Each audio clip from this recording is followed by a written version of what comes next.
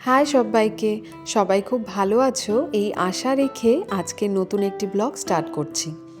আমি মিষ্টু আর আমার চ্যানেল মিষ্টি রাই আমাদের এখানে সবাইকে স্বাগত। কলকাতায় রেডি হয়ে বেরিয়েছ?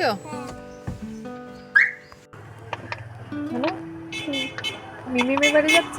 হ্যাঁ মিমিমের বাড়ি যাচ্ছে। শরীর তো একদম ভালো না, কিন্তু ওই যে যেতে হবে আনন্দ, তার জন্য আর কি রেডি হয়ে যাচ্ছে। আসলে রায়ের এক্সাম শেষ হয়ে গেছে, তাই স্কুলও ছুটি, এদিকে আবার আমার স্কুলেও এক্সাম চলছে, তারপরে কপি কারেকশন, রেজাল্ট বানানো, অনেক কাজ, তো কোথাও ঘুরতে যেতে পারবো না। রায়ও ভীষণ বোর হচ্ছে। আসলে আমার বোন কলকাতাতে থাকে, মা বাবা বোনের ওখানেই যাচ্ছে, তাই ওরা বলছিল রায়কেও যদি সাথে করে নিয়ে যায়, তো আমি না করিনি। আমি তো টাইম দিতে পারছি না, আর রায়ও তো দিয়াই আর মিমিম বলতে পাগল, তো ও ওখানে গেলে খুব আনন্দেই থাকবে, আর আমার কাজ শেষ হয়ে গেলে আমি গিয়ে ওকে নিয়ে আসব। আজকে বন্দে ভারতে ওরা কলকাতা যাচ্ছে। রায় কিন্তু ভীষণ সাজুনি হয়েছে, কীভাবে চুল বাঁধবে তা রোজ আমাকে বলে দেয়। আর এখন আমরা প্রায় শিলিগুড়ির কাছাকাছি চলে এসেছি, মা বাবাকে বাড়ি থেকে নিয়েই স্টেশনে যাব।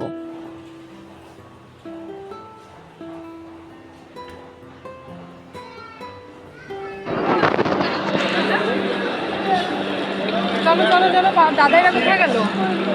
চলো চলো, তুমি এগো।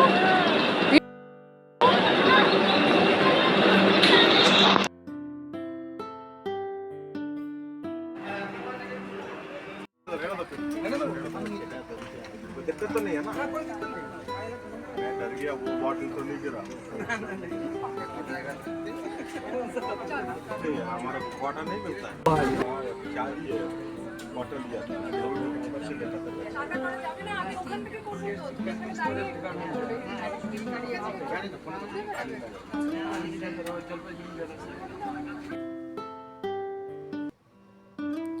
মিমিম বাড়ি যাবে বলে ঠিক যতটা আনন্দে ছিল রাই, ঠিক ততটাই কষ্ট এখন হচ্ছে মাম্মা আর পাপাকে ছেড়ে যেতে, তাই কান্নাও করে ফেললো।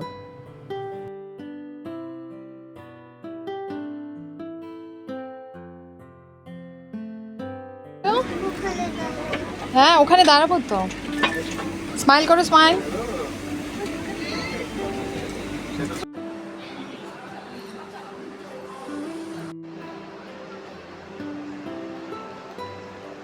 বাই বাই কর।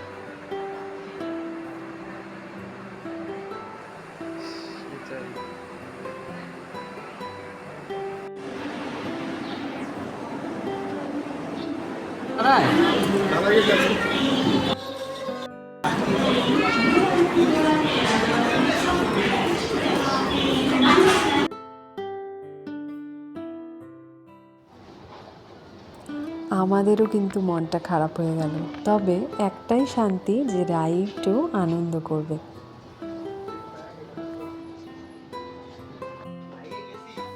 শিলিগুড়িতে যখন আসলামই ভাবছি একটু মার্কেটটা ঘুরেই যাব।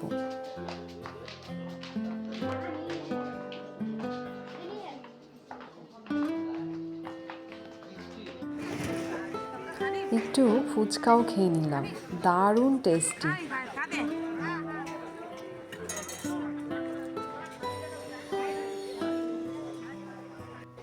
হঠাৎ করেই বৃষ্টি শুরু হয়ে গেল, আর চারিদিকে কাদায় যা বিচ্ছিরি অবস্থা হলো, তো আমরা ভাবলাম বৃষ্টি না কমা পর্যন্ত নেতাজি কেবিনে গিয়েই বসবো। শিলিগুড়ির পুরনো ও বিখ্যাত ক্যাফে নেতাজি কেবিন সামনে, তাই ভাবলাম ওখানেই যাই।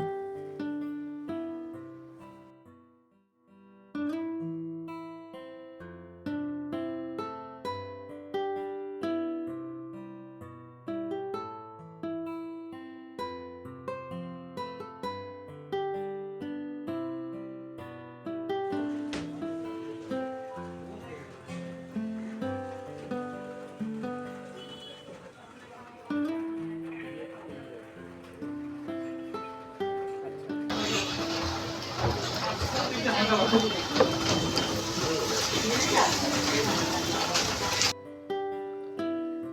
জ্যাঠতো দিদির বাড়ি বাগডোগরা।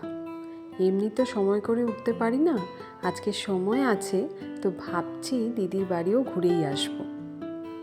তাই শিলিগুড়ি থেকে আবার বাগডোগরার উদ্দেশ্যে রওনা হলাম। বেশি না, 30 মিনিটস মতন লাগে যদি জ্যাম না থাকে।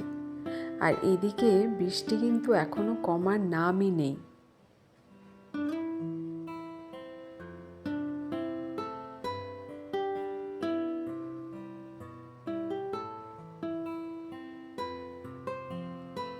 আগে দিদির বাড়িতে খুব আসতাম, কিন্তু এখন শিলিগুড়িতেই আসার সময় হয় না, আর বাগডোগরা তো দূরের কথা।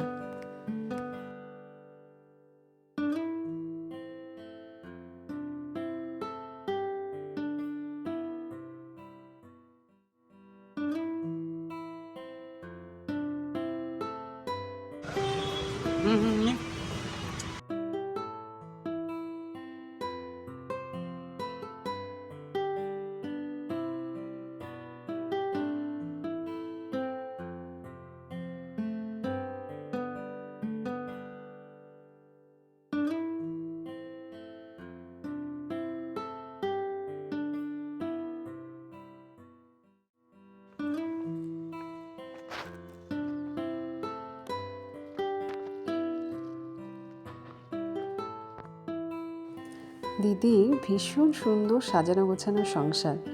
ওর একই মেয়ে, মা মেয়ে মিলে খুব সুন্দর করে গুছিয়ে রাখে ঘরবাড়ি।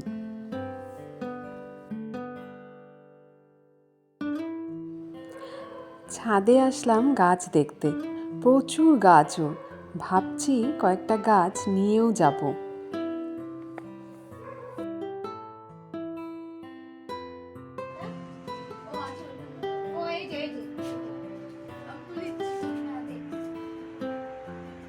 এই গাছগুলা ওইদিকে ফটো তোলা যাচ্ছে না। হ্যাঁ এমনি এমনি তো।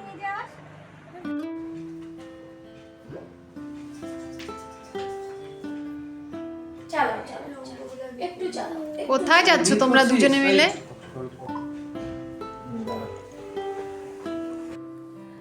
অনেক অনেক গল্প করলাম আজকে। সত্যি আজকের সন্ধেটা দারুণ জমে গেল।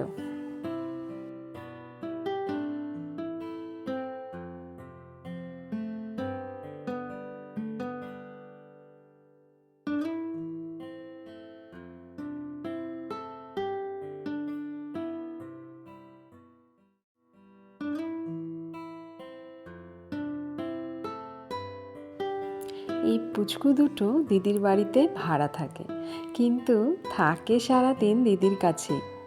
ওরা টুইন্স, আর এই দুটোকে নিয়ে ওদের সময়ও কিন্তু দারুণ কাটে।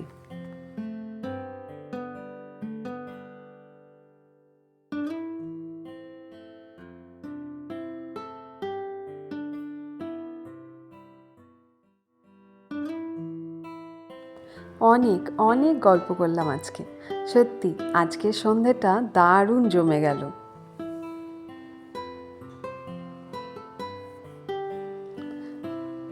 রাত 9টা মতন বাজে।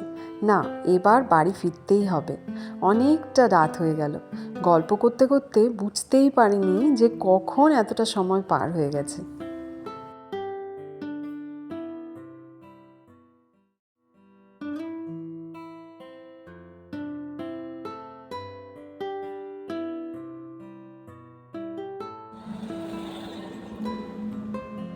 প্রায় জলপাইগুড়ির কাছাকাছি চলেই এসেছি।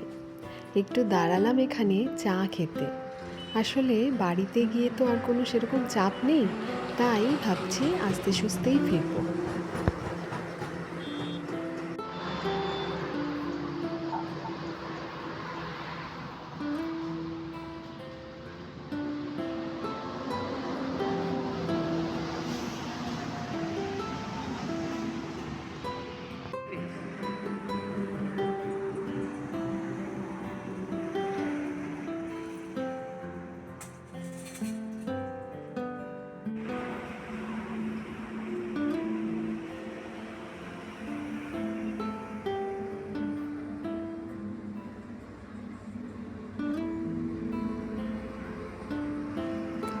এখন প্রায় 10:30 মতন বাজে।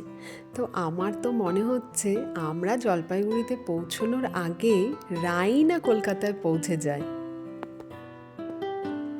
না, এবার কিন্তু সত্যি সত্যি বাড়ি ফিরছি, আর কোথাও দাঁড়াবো না, সোজা বাড়ি। আর আমার ভিডিও যদি তোমাদের ভালো লেগে থাকে অবশ্যই লাইক সাবস্ক্রাইব করে দিও। আর দেখা হবে আবার আরেকটি নতুন ব্লগে। Bye bye.